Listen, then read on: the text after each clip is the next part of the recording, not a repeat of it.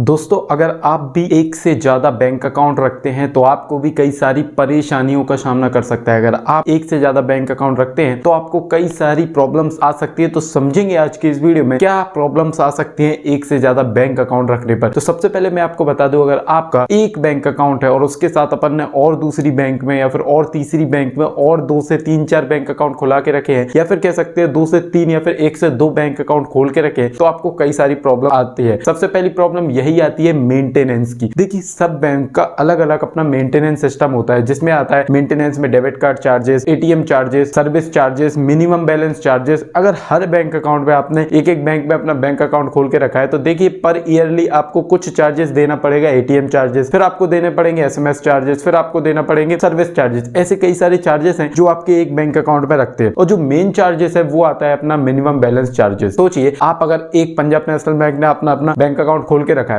आप उसमें maintenance charges 10 रुपए या फिर 20 रुपए पर ईयर का देते हैं एग्जांपल के लिए। अगर आपने 4 से 5 बैंक अकाउंट खोल के रखे हैं तो आप कितना चार्जेस देंगे सोच लीजिए। आपको अगर वो चार्जेस 150 है, 200 है, वो डिपेंड करता है, बैंक टू बैंक अलग चार्जेस होते हैं। तो आपको पहली चीज यही है कि चार्जेस आपको ज्यादा देना पड़ेगा। दूसरी चीज मिनिमम बैलेंस मेंटेन करके रखना। इससे होता क्या है, आपको हर बैंक में अपना मिनिमम बैलेंस सेविंग अकाउंट है तो हर बैंक में आपको कुछ ना कुछ मिनिमम बैलेंस मेंटेन करके रखना होगा। अगर आप ऐसा नहीं करते हैं तो आपके जो बैंक अकाउंट में जमा पैसे हैं वो भी काट लिए जाते हैं वहां से। और दूसरी चीज ये भी होती है, और आपका कई सारा मोटा पैसा उस बैंक में फंसा रहेगा। मान लीजिए आपके 4 अकाउंट है और आपका मिनिमम बैलेंस 1000 रुपीज है, तो 1,000 रुपए आपके 4 बैंकों में पड़े रहेंगे। तो इससे आपका पैसे का भी लॉस होता है। दूसरी चीज, इस पैसे को आप कहीं और जगह इन्वेस्ट कर देंगे तो जिससे आपको 5 से 6% से ज्यादा का तो इंटरेस्ट मिलेगा, जो भी इवन 1 से 2% बैंक अपन को देती है। तीसरे सबसे बड़ी प्रॉब्लम यह आ सकती है कि आप जब भी इनकम टैक्स फाइल करेंगे, तो आप जब भी टैक्स पे करेंगे तो वहां आपको प्रॉब्लम्स आ सकती है। जब भी टैक्स भरना होगा तो आपको सारे बैंक अकाउंट डिटेल्स देनी पड़ेगी, सारी ट्रांजैक्शन डिटेल्स देनी पड़ेंगी। अगर आपका एक बैंक अकाउंट होगा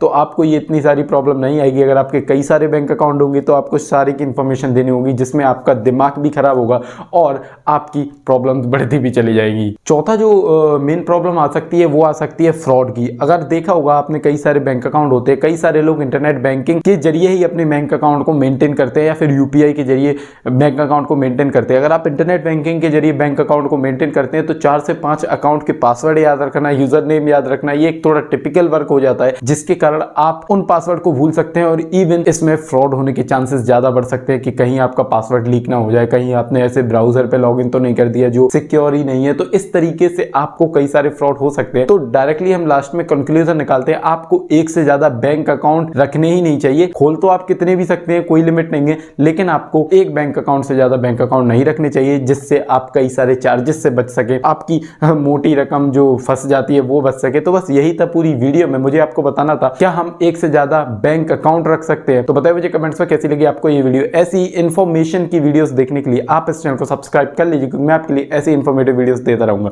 thank you so much for watching. कल मिलते हैं।